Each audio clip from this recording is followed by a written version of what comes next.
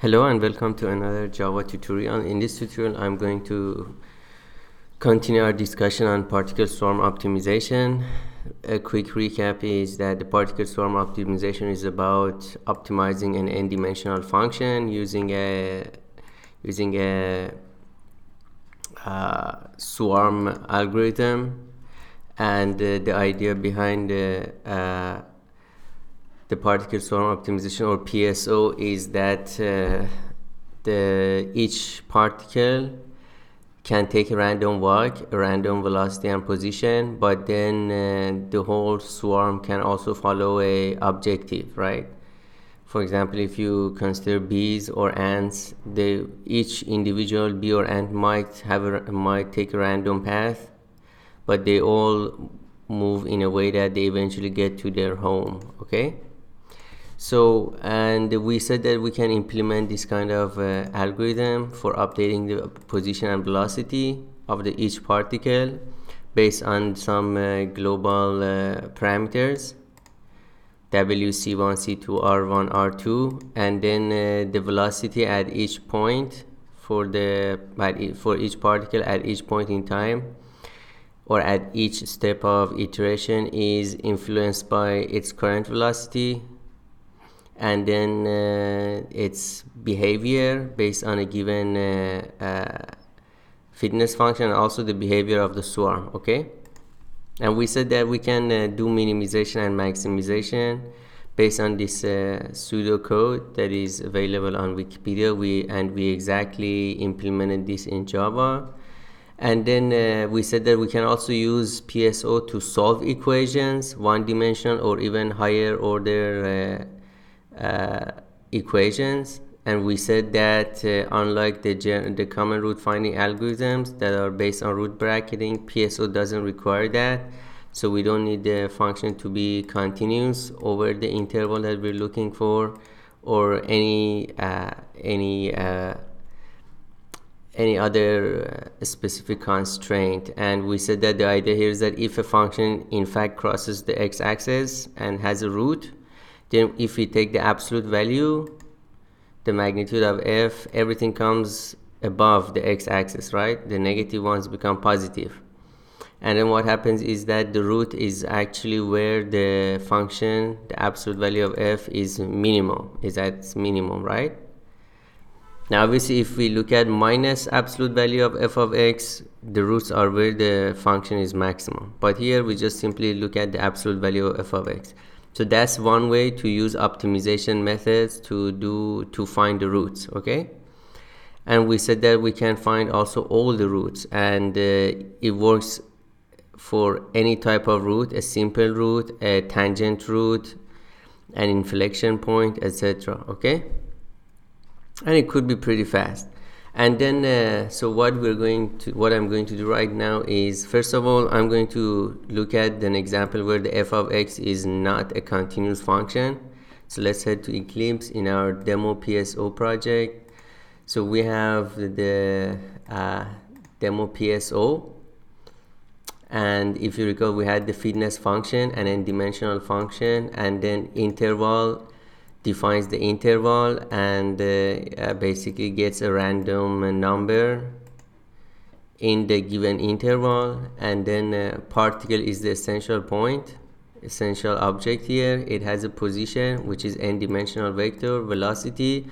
It also keeps track of its best position with regard to a fitness function, and also the best value for the fitness function along the random path that the particle takes. Okay, and basically the swarm's objective is basically governing these two values, whether or not we update them at each step.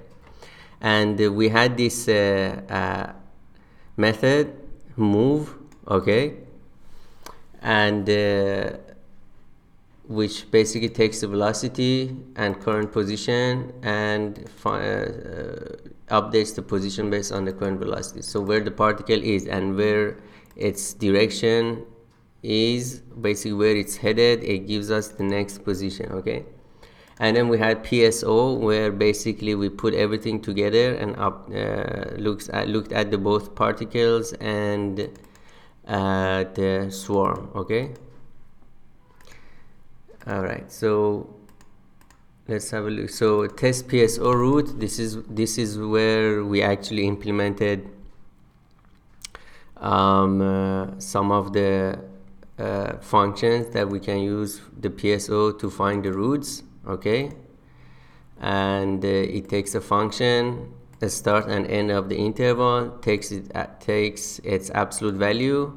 Okay, and then it defines that absolute value of the function as the fitness function for the PSO. Here I'm using 10 particles. Okay, and the fitness function is the absolute value function. And remember, the fitness function, the argument is a vector, right, an array. So t is an array. So if we are defining one-dimensional, we only use the first or the 0th index of the t.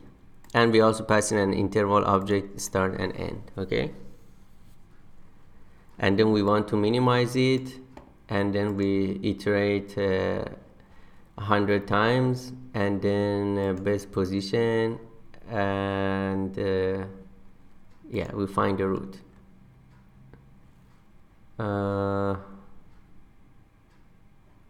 Let's run this.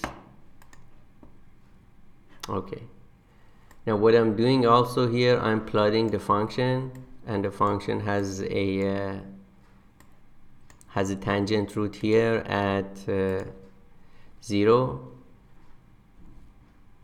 Okay, and also another root at 2, a simple root at 2. Okay, and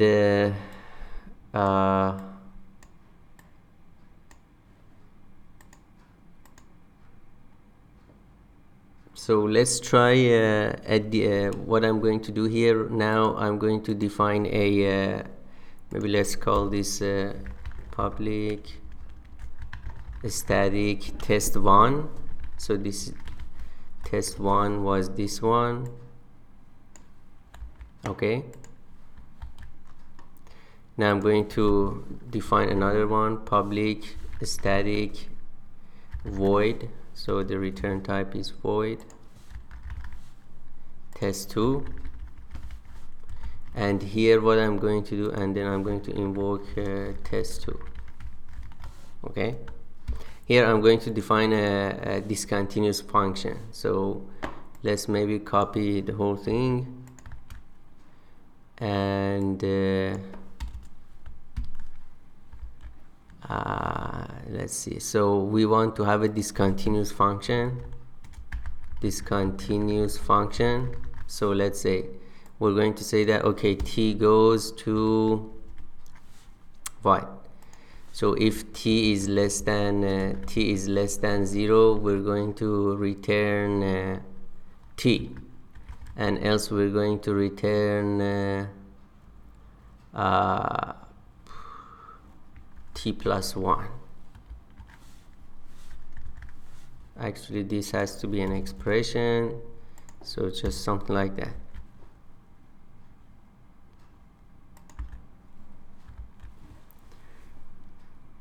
And we are getting an error, multi syntax error token.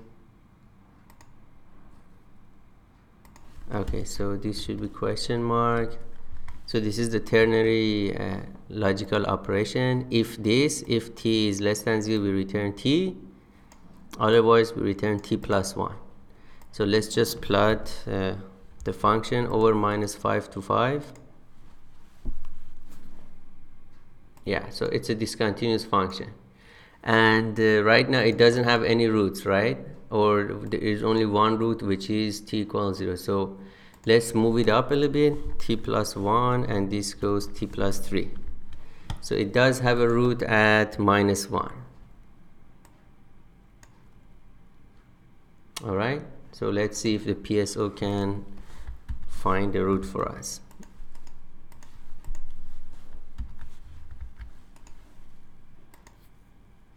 Yes, so we can find the root, no problem. Now let's put it back. So t and t plus 3. So we still have a root, and let's make it t less than or equal to 0. So there is a root at t equals 0, but it's actually right at the discontinuity point. and you see the PSO is able to find the root. It's minus 1.444 e to the negative 14. So we are still able to find the root. Now what happens if we say that it's just less than 0? So this function doesn't actually have any roots. So let's see. Now it still returns 0 because eventually this is the minimum point of the function, okay? And if you recall, in the here we say that when we get the position, we said that okay, our condition is that if the whatever we find as the minimum is less than 10 to the negative 9, then we call it the root. But here we find that because the limit of the function is still 0, so it still finds the minimum, and it actually gives us the limit of this function, right? It doesn't have an exact root at t equals 0 because at t equals 0 is 3, not 0. But the limit of the function is 0, so it still returns that for us. So that's good. And yeah, so this PSO, root finding based on PSO, doesn't really care that much about the discontinuity of the function and whether or not it's a bracket. So if I do minus t here, then what happens here is that this function is always positive, right? So you can never find a bracket, and it still finds 0 for us because the limit of function is 0. All right.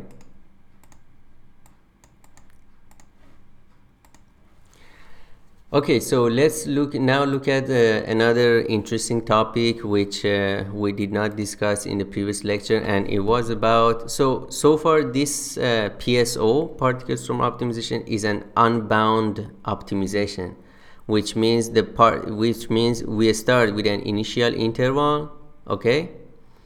But then what happens here is that there is no guarantee that the particles stay in that initial region of optimization space. So if it's an n-dimensional function, then we have an n-dimensional region, okay? We want to make sure that at the end of the day, after some number of iterations, the particles at each step through the optimization always remain inside this optimization region, the initial region that we start with. So in order to do that, what I'm going to do, let's go back here. I'm going to define an object called particle space. Particle space. So this is basically an n-dimensional particle, okay?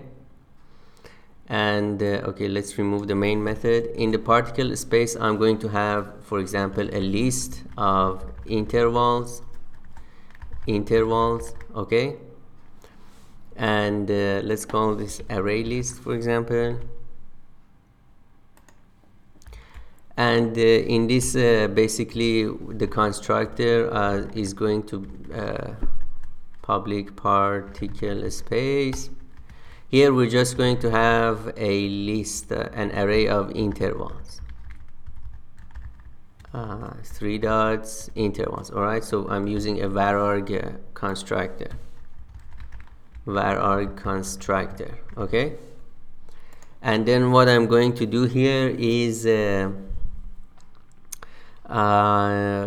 basically this particle space keeps track of whether or not a particle is inside this space. So this is going to also have a method, public boolean is particle inside,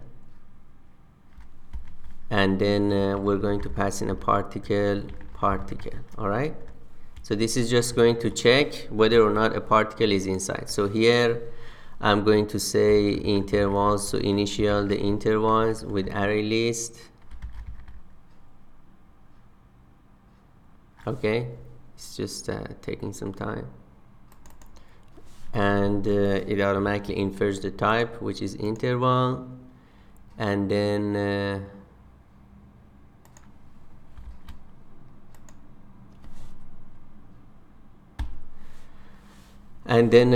what we are going to do, we're going to for basically interval in intervals. We're going to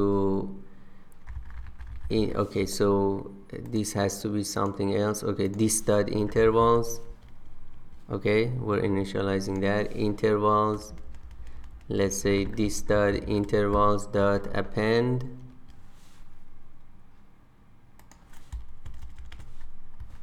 add interval. Okay, so we just do a for loop, add them to the intervals, and then here we're going to basically get the particle's position. Okay, and then we're going to check whether or not the particle is inside this space. In order to do that, what I'm going to do, remember the interval is a 1D object, so what I'm going to do, I'm going to have a basically public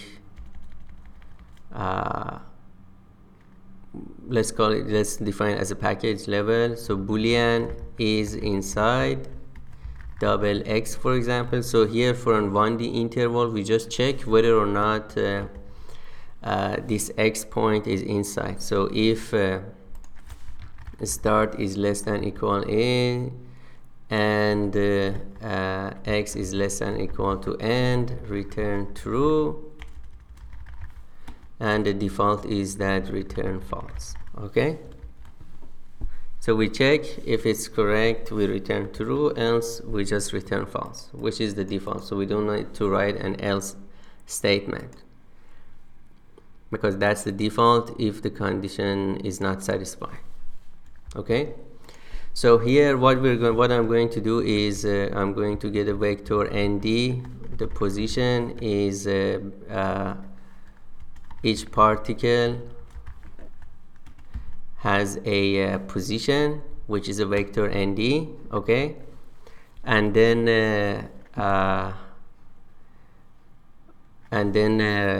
basically or we can just have an array at double values. Okay, double position is particle dot position dot x value. So x, if you recall in vector, and x is the internal array that keeps the values of the the components of the n-dimensional vector. And then we're saying that for double value or p in position, we're going to check if basically what we're going to do, we're going to check with all the so basically the idea here is that the component I of the position, so position I should be inside the interval I, right? Because the zeroth component is the zeroth interval, the first component should be in the first interval, and etc. So we have to write a for with index int I equals 0, I less than we can say intervals dot length, intervals dot size, for example, I plus plus. Now obviously we have to check and make sure that the size of this particle space is equal to the position. So here what we're going to do is that we're saying that if intervals get index I, okay, so this gives us an interval and then is inside position I. So this is the ith component of the position vector, and this is the ith interval. If there is no, we're going to negate it. If the position I is not inside the interval, we're going to return false. And if the for loop goes to the end and it doesn't break, then we're just going to go to the default, which is true. So this is the default state unless, all right, and we can test it. So let's test this. we're going to create a main method, and I'm going to import the static method from the PSO dot interval. So this is just a static method that returns the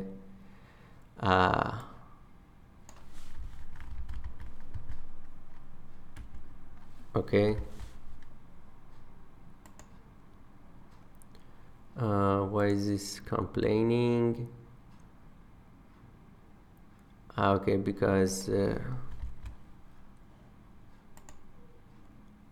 cannot be resolved. In the PSO we do have alright, so we need to have also just say interval.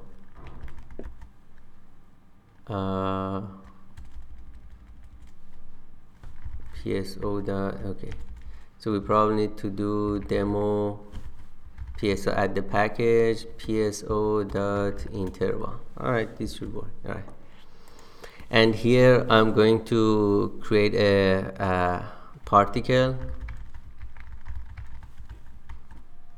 Yeah, we're going to use new particle. So let's create a 2D particle, interval, let's say -2 to 2 and interval 0 to 4. Alright, so this creates a random particle in this interval, and then I'm going to create my 2D particle space. So particle space new particle space, exactly the same thing, interval -2 to 2 and interval 0 and 4. Alright, so we initialize our particle in this space, and so initially the particle is inside this space because it's initialized based on that, and then we want to let's check if the particle is inside. Check if inside, sysout space is particle inside. This should return a true. Yes. If I run it again, the particle space is the same, but the position of the particle is randomly, so it's going to change. And then we can in fact sysout the particle's position plus I believe we had the toString method on the particle, right?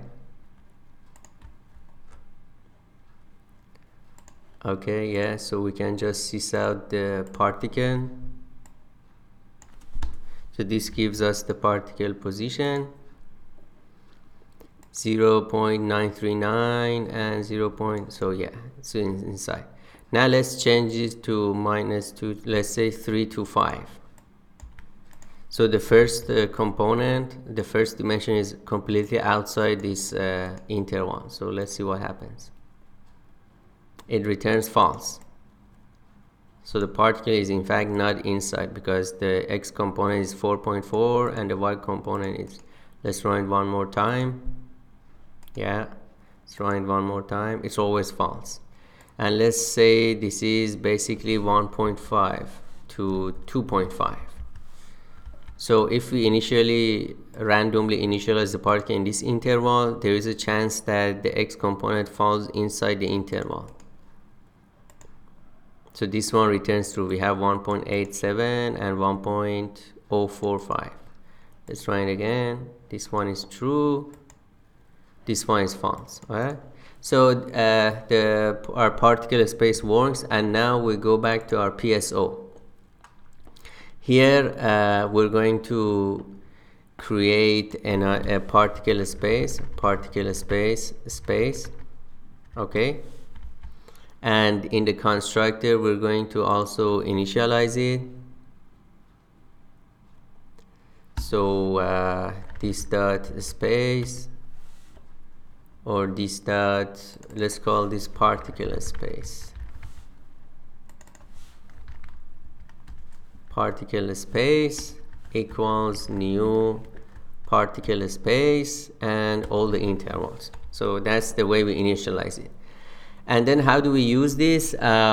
What we're going to do, we define a fitness function in the move particles. All right, so if you recall, this is where we update the position, but after updating the position, we check whether or not the new position of each particle remains in the space.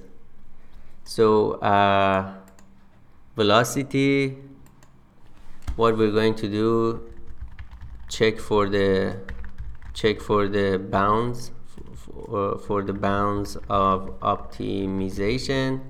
So the way we're going to do that is saying that vector nd new position,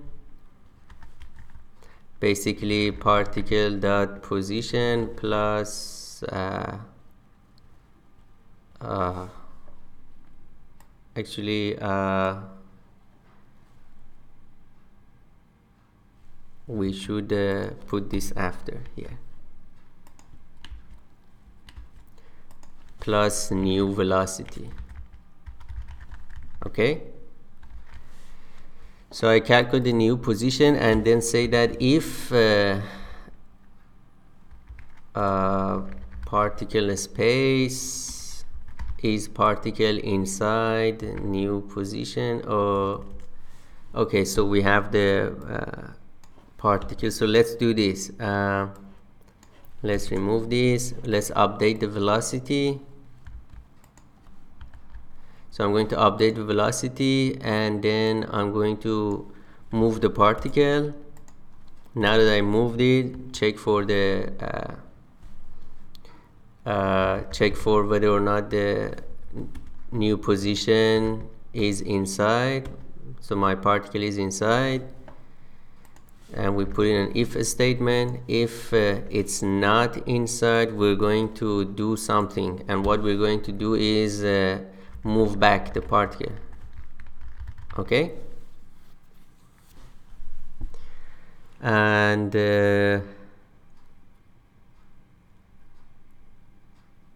we're going to move back the particle. Now the question is, what do we do with the velocity? Should we keep it as the new velocity, or should we keep it as yeah, we can keep it as the new velocity, it doesn't matter. So we move back the particle, we in fact don't move it. Okay,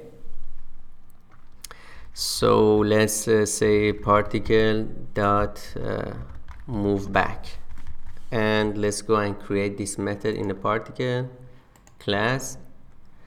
We're moving, and then we're going to move it back, move back, and in the move back we're just going to say that okay, we moved it, and now we take the position minus the velocity, and then it updates the position. Okay, so what we're doing here is that in the PSO we're saying that okay, update the velocity, but and then move it. Now check for the whether or not the new position is in fact still inside our bounds of the optimization in the particle space that we are initializing with. If not, just move it back. And then after moving back, we need to also update the velocity. So particle dot velocity equals old velocity, and in order to do that we create first we create a vector nd old velocity equals particle dot velocity. So we make a copy of the old velocity, and then update velocity, velocity, and then update position, check.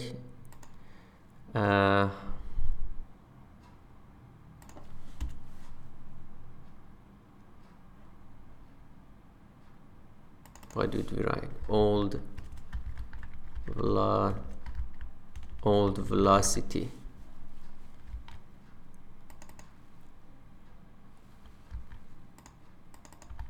Okay, keep a copy of the old one, update the velocity, move the particle. If the particle is not inside, move it back, and then also update the velocity, or basically don't update the velocity, just keep the old value for the velocity. So the particle is still there, and we keep it there until in the some iteration step we make sure that the particle stays inside. Okay, I believe everything else remains the same, so we can test it. And maybe we can also set a flag here. So maybe also a boolean is bound optimization, we set it initially to false, so the default is false, or maybe it's easier to set it to true, so the default is true. Whatever we initialize the PSO in terms of the intervals, the particles remain. Okay, let's set the default to false, and we're going to create a method here for the user to interact with. Public void set bounded optimization, set bounded flag, set boundedness flag, or maybe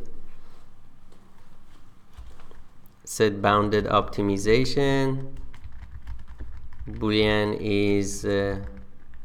is bounded, and this dot is bounded optimization is bounded. Okay, and here when we are trying to do this, we do it only if is bounded optimization. We're going to do this whole story of moving back. Okay, so if I run this, and let's say we are looking for let's say a simple case, a 1D function t minus 1 squared. So t0 minus 1 times t0 minus 1, and we're going to search for the interval. Let's say it has a minimum at 1, so let's look into the search for the interval 0 and 2. Okay, and we're going to minimize. All right, and we are going to save and plot. Okay, and then best value, best position. Let's see what happens. So it shows the iteration step and swarm's best value.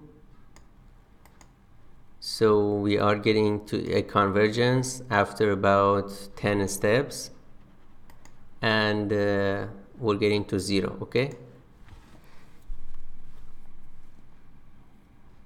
so now let's say this was 2 to 3.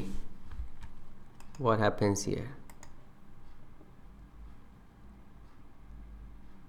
2 to 3, we know that this function doesn't have a local minimum in this interval, right? 2 to 3. So what happens? You see it still reaches a 0, which means so the best position is 1, the best value is 0. So particles get out of the 2 and 3 interval and reach to the position 1. So maybe this is not what we want. So what we want is to particles to always stay there in the 2 and 3 interval. In order for particles to do that, then the result should be the minimum at position 2, right? Because this function is strictly increasing in this interval. So the minimum, the best position should actually be 2 if we want the particles to always stay. So let's say PSO set bounded optimization true, and let's say we want to use 100 steps. All right, now as you can see, we do in fact reach convergence, after maybe 6-7 iteration steps. Okay, and then the swarm's best position is pretty close to 1, and the best value is 1, the best position is 2. So now the particles don't get outside this interval, and they already realize that okay, they should get stuck at 2. This is the minimum point. Now let's try to maximize the function and see if the particles do in fact get stuck at 3. So set minimize is false. Yeah, we get 2.9986. We definitely have a convergence. And then the idea here is that the swarm's best value right here, it returns. Okay, so why does it return minus? So solve and plot. Swarm best value is based on the because we reverse the sign of the fitness function, so I should just get best value, call the method so that the sign is correct. Okay, so we have the convergence after about 12 steps, and the particles get stuck at 3, 2.999633. Okay, but because we disregard the movement of particles at some steps, what happens is that we don't get a very fast convergence. So in order to get the better accuracy, I have to do, for example, 300 iteration steps. 3.999335, 2.999833. Okay, but again, this is how we do bounded optimization. So let's try to do t-1 or maybe x-1 squared times y-2 squared.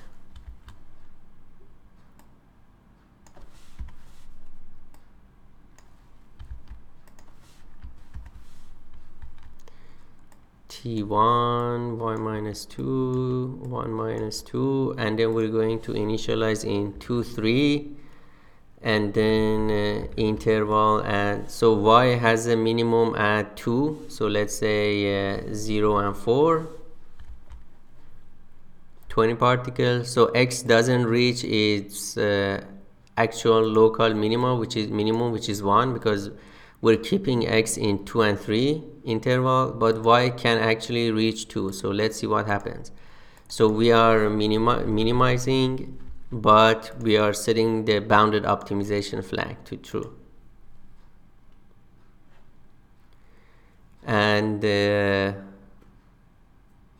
best value is 0 because y gets to 2. In fact, the best position for the x, you probably can guess that it should be stuck at 2 or 3. Right now it returns 2.8989, and the reason here is that x and y are independent. So minimizing the for this bounded optimization 2 and 3, when this gets to 0, it really doesn't matter what x is, right? As long as y is 2, we should get the minimum point. So we have infinite cases. So instead of multiplying, we have to actually do summation plus. So x minus 1 squared, 1 minus 2 squared. Now these two are independent, all right? So now let's see what happens. Y should again get to 2, but x should be also stuck at 2.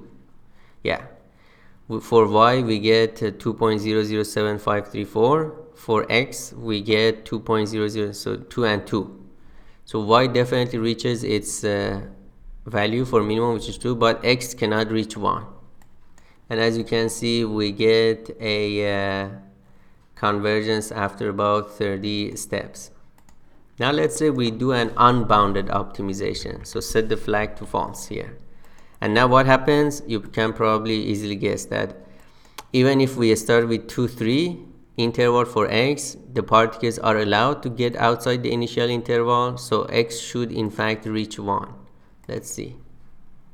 Yes, we get exactly 1, 2 pretty fast in fact, and after only 8, 9 iteration steps we get the